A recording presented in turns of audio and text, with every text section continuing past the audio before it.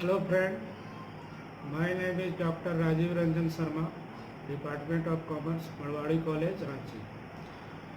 आज मैं डिस्कस करूंगा रिडम्पशन ऑफ डिवेंचर में creation of debenture redemption reserve account. ये टॉपिक भी बीकॉम सेमेस्टर 4 के स्टूडेंट के लिए है कॉर्पोरेट अकाउंटिंग के अंतर्गत। जैसा कि मैं पिछले वीडियो में बतला चुका हूं कि डिवेंचर का इशू और redemption, issue of debenture and redemption of debenture के समय में हम लोग क्या क्या जर्नल एंट्री करते हैं।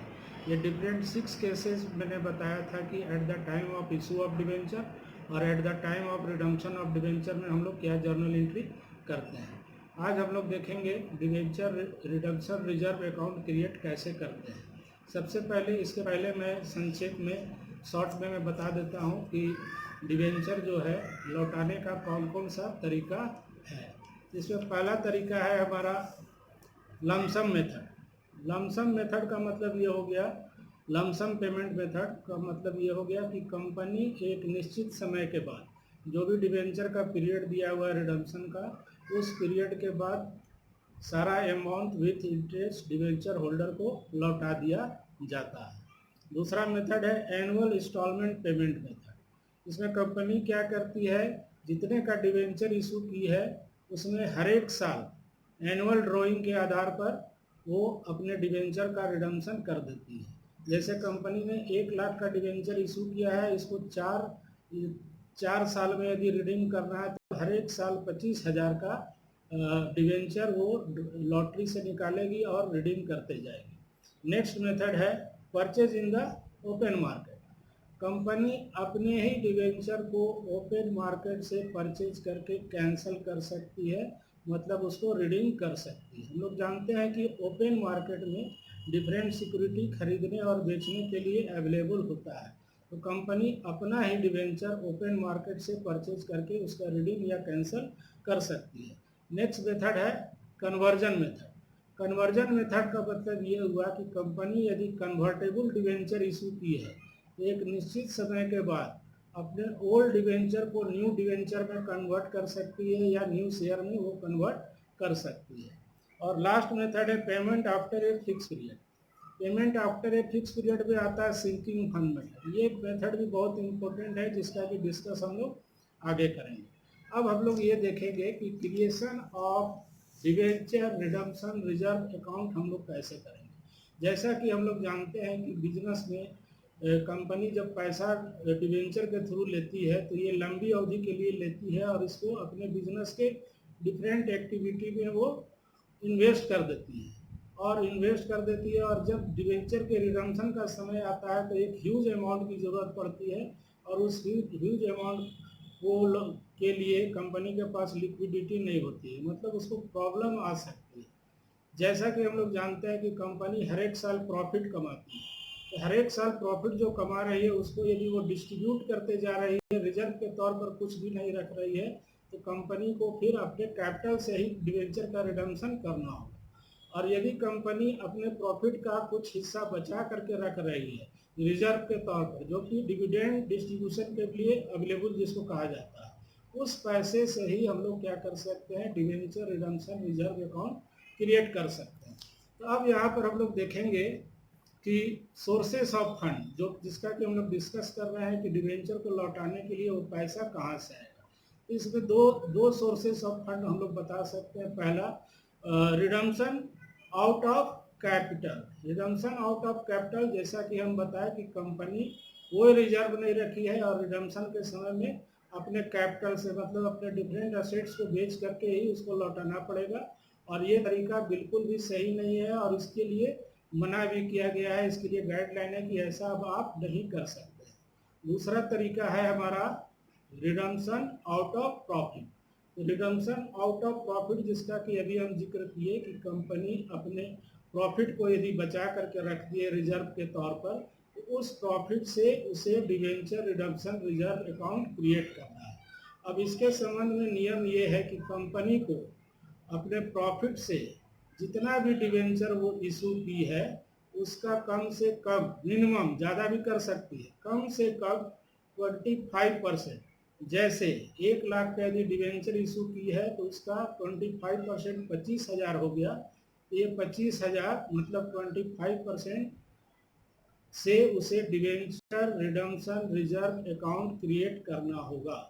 और उसके बाद जब वो रिडम्पशन शुरू करेगी, जैसे मान लिया 2 इंस्टॉलमेंट में वो 2 इक्वल इंस्टॉलमेंट वो रिडीम कर रही है, तो पहले इंस्टॉलमेंट का जितना भी अमाउंट है उसका कम से कम 15% उसे बिजनेस के बाहर गवर्नमेंट के द्वारा जो भी नोटिफाइड सिक्योरिटीज है या बैंक में उसे क्या करना होगा, डिवेंचर रिडम्पशन रिजर्व इन्वेस्टमेंट, मतलब बिजनेस के बाहर उसे इन्वेस्ट करना होगा।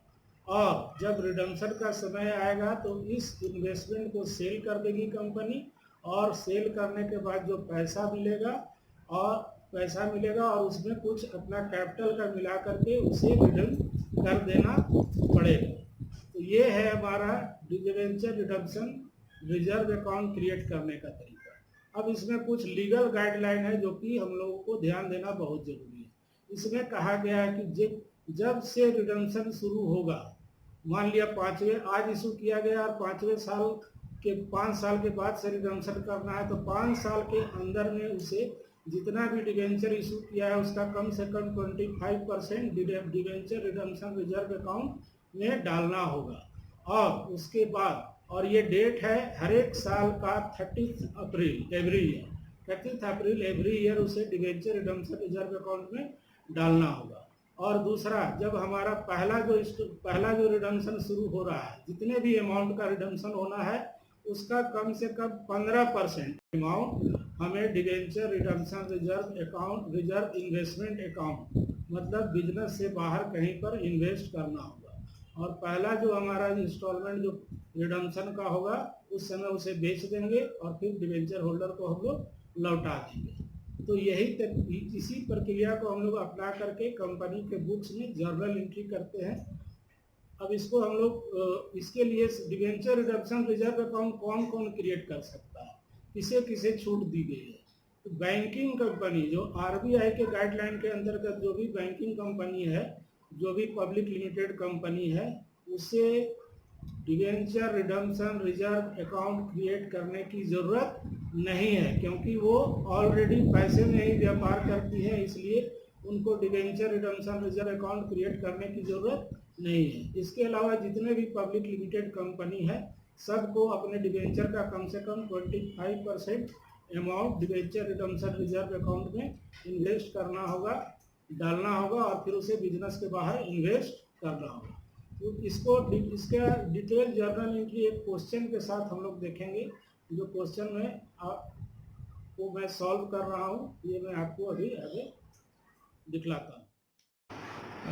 रिडम्पशन ऑफ डिवेंचर में आज हम लोग एक क्वेश्चन ले रहे हैं, creation of debenture redemption reserve account. ये क्वेश्चन है, ABC company limited issue 10 lakh 12% debenture at par on 1st April 2014, redeemable at par in 2 equal installment on 31st March 2018 and 31st March 2019। इसका मतलब ABC कंपनी 10 लाख का 12% debenture at पार पर issue की है और redeemable भी एट पार पर करेगी। ये कब करेगी? 1 अप्रैल 2000 ये रिडीम करेगी 31 मार्च 2018 एंड 31 मार्च 2019, मतलब 2 इक्वल इंस्टॉलमेंट में करेगी। एक 4 साल बीत जाने पर 5वें साल, चौथे साल, और फिर 31 मार्च 2019 5वें साल। The company decided to transfer to debenture redemption reserve ₹1,50,000 on 31st March 2015 and balance amount on 31st March 2016। इसके लिए कंपनी डिसाइड की है कि वो 1.5 लाख रुपया, जैसे 10 लाख रुपया का 25% होता है 2,50,000 रुपया, 10 लाख का 25% 2,50,000 रुपया, 2,50,000 रुपया में से 1,50,000 वो ट्रांसफ़र करेगी डिवेंचर रिडम्पशन रिजर्व में 31 मार्च 2015 को, और जो बैलेंस बचेगा वो बैलेंस अमाउंट को करेगी 31 मार्च 2016 को, एज पर लॉ रिक्वायर्ड, जैसा कि लॉ कहता है। The company made the required investment on 30 April 2017 and 16 April 2018 respectively. इसके बाद कंपनी को टू इक्वल इंस्टॉलमेंट में रिडीम करना है, उसका वो इन्वेस्टमेंट करेगी, डिवेंचर रिडम्पशन रिजर्व इन्वेस्टमेंट, मतलब बिजनेस के बाहर जो हम नियम में बताए थे 15% करना होता है, उसको वो इन्वेस्ट करेगी। पहला करेगी वो 30 अप्रैल 2017 को और दूसरा 16 अप्रैल 2018 को करेगी। The company sold the investment on 31 March 2018। Company क्या कर रही है, इस इन्वेस्टमेंट को पहले सेल कर रही है 31 मार्च 2018 को, पहला इन्वेस्टमेंट को सेल कर रही है, और दूसरे इन्वेस्टमेंट को सेल कर रही है on 31 March 2019 respectively, and redeem the debenture on due date. और उसके बाद डिवेंचर इन्वेस्टमेंट को सोल्ड करके वो डिवेंचर का पैसा लौटा दे रही है। तो इसी को बोल रही है पास necessary journal entry in the book of company. तो इसके लिए मैं एक चार्ट बनाया हुआ हूँ। सबसे पहले हम लोग को ये देखना है, यहाँ पर कंपनी 1 अप्रैल 2014 को 10 लाख का डिवेंचर एट पार पर इशू कर रही है और रिडीम भी एट पार पर करेगी। अब इसके बाद ये 3 साल बीत जाएगा, मतलब चौथे साल, ये 3 साल यहाँ बीत गया या चौथे साल, 3 साल के अंदर में उसको डिवेंचर रिडम्पशन रिजर्व अकाउंट में 10 लाख का 25% मतलब 2,50,000 डिवेंचर रिडम्पशन रिजर्व अकाउंट में ट्रांसफ़र करना है। तो इसमें भी दिया गया है कि कंपनी पहले डिवेंचर रिडम्पशन रिजर्व अकाउंट में 31 मार्च 2015 को 1.5 लाख रुपया डालती है। फिर उसके बाद बैलेंस अमाउंट, तो बैलेंस कितना बच जाएगा, 2,50,000 में से 1.5 लाख माइनस करेंगे तो 1 लाख। तो 1 लाख बैलेंस अमाउंट जो है वो 31 मार्च 2016 को डिवेंचर रिडम्पशन रिजर्व अकाउंट में ट्रांसफ़र कर रही है। अब इसके बाद चौथे साल जो रिडम्पशन करना है, चौथे साल रिडम्पशन करना है 2 इक्वल इंस्टॉलमेंट में करना है, तो चौथे साल 5 साल और पाँचवें साल भी, चौथे साल 5 लाख और पाँचवें साल भी 5 लाख। तो चौथे साल 5 लाख का 15%, 5 लाख का 15% हमारा हो गया 75,000। ये 75,000 डिवेंचर रिडम्पशन रिजर्व अकाउंट में ट्रांसफ़र होगा। ये हो रहा है कब, 30 अप्रैल 2017 को बिजनेस के बाहर इन्वेस्ट किया जाएगा। फिर जो हमारा 5वें साल 5 लाख रुपया रिडीम होना है, उस 5 लाख का 75% 75,000 debenture redemption reserve investment account में ट्रांसफ़र हो रहा है 16/4/2018 को। ठीक है।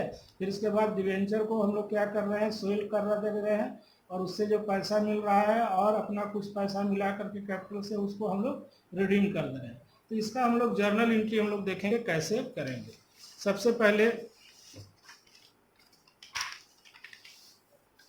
जर्नल एंट्री, पहला जर्नल एंट्री हम लोग जैसे जो इशू हुआ है उसके आधार पर करेंगे। पहला जर्नल एंट्री हुआ है, पहला इशू जो हुआ डिवेंचर 1 अप्रैल को तो 2014 को, ये जर्नल एंट्री होगा। Bank account debit 10 lakh, 2% debenture application account 10,000। अब इस डिवेंचर को पैसा, डिवेंचर एप्लीकेशन के पैसा को डिवेंचर अकाउंट में ट्रांसफ़र करने के लिए एंट्री करेंगे 12% debenture application account 10 lakh to 12% debenture account 10 lakh. अब इसके बाद जो हमारा नेक्स्ट बोल रहा है कि वो debenture redemption reserve account create करना है, तो उसमें कंपनी 31 मार्च 2015 को 1.5 लाख रुपया डाल रही है। तो और ये कहाँ से क्रिएट होगा, प्रॉफिट से। तो इसके लिए हम लोग करेंगे profit and loss appropriation account या सरप्लस अकाउंट या स्टेटमेंट ऑफ पीएल अकाउंट जो भी है उसको हम लोग डेबिट करेंगे 1.5 लाख रुपया to debenture redemption reserve account. ये हमारा 1.5 लाख से क्रिएट हो गया, लेकिन 2,50,000 हमको पहुंचाना है, तो बैलेंस अमाउंट हमारा 1 लाख होता है।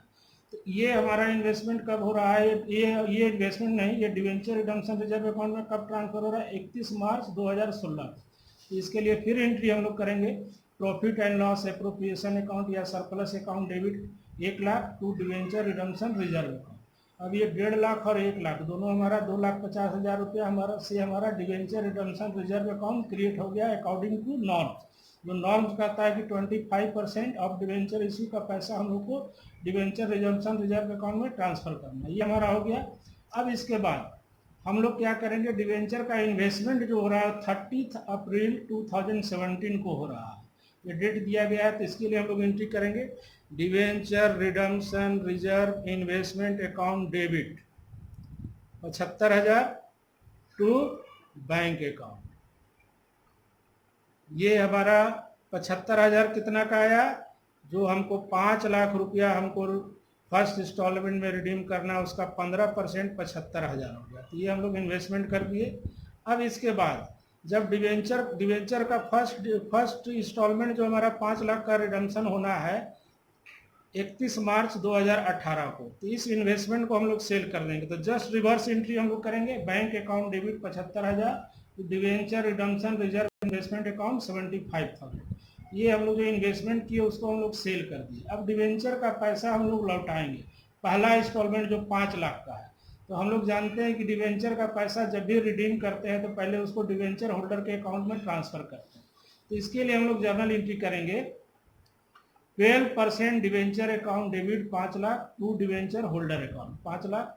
अब इसके बाद हम लोग क्या करेंगे, डिवेंचर को पेमेंट कर देंगे। तो debenture holder account debit 5 lakh to bank account. ये हमारा पहला इंस्टॉलमेंट हो गया। अब दूसरे इंस्टॉलमेंट के लिए बोल रहा है कि 75,000 रुपया फिर हमको क्या करना होगा, debenture redemption reserve investment account में ट्रांसफर करना होगा, क्योंकि 5 लाख का 15% हमारा 75,000 होता है। तो इसके लिए जो डेट दिया गया है 16 अप्रैल 2018, जो क्वेश्चन में दिया गया है, debenture redemption reserve investment account 75,000 to bank account. ये बाहर हम लोग इन्वेस्ट कर दिए 5 लाख का 15% 75,000। अब इसको जो सेकंड इंस्टॉलमेंट है उसका रिडम्पशन आ रहा है, तो इस डिवेंचर को हम लोग क्या करेंगे, इन्वेस्टमेंट को हम लोग सेल कर देंगे। तो 31 मार्च को हम लोग सेल करेंगे। इसी का रिवर्स एंट्री हो जाएगा, bank account debit to debenture redemption reserve investment account. ये डिवेंचर इन्वेस्टमेंट जो है हमारा सेल हो गया। अब इसको हम लोग लौटाने की प्रक्रिया शुरू करेंगे। तो इसके लिए हम लोग करेंगे 12% debenture account debit 5 lakh to debenture holder account 5 lakh, और फिर उसके बाद एंट्री करेंगे सेम डेट को ही, debenture holder account debit 5 lakh to bank account. ये हमारा फर्स्ट इंस्टॉलमेंट और सेकंड इंस्टॉलमेंट 10 लाख रुपया रिडीम हो गया। अब जो हमारा डिवेंचर रिडम्पशन रिजर्व अकाउंट जो क्रिएट हुआ, ये टोटल हमारा क्रिएट हो गया कितना, 2,50,000 का।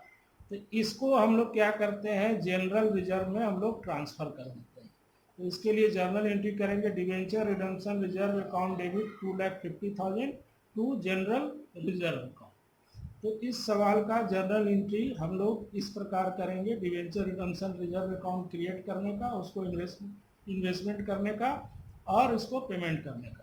एक चीज़ इसमें ध्यान देना है कि ये इन्वेस्टमेंट यदि सेल होगा तो इसमें इंटरेस्ट भी आ सकता है।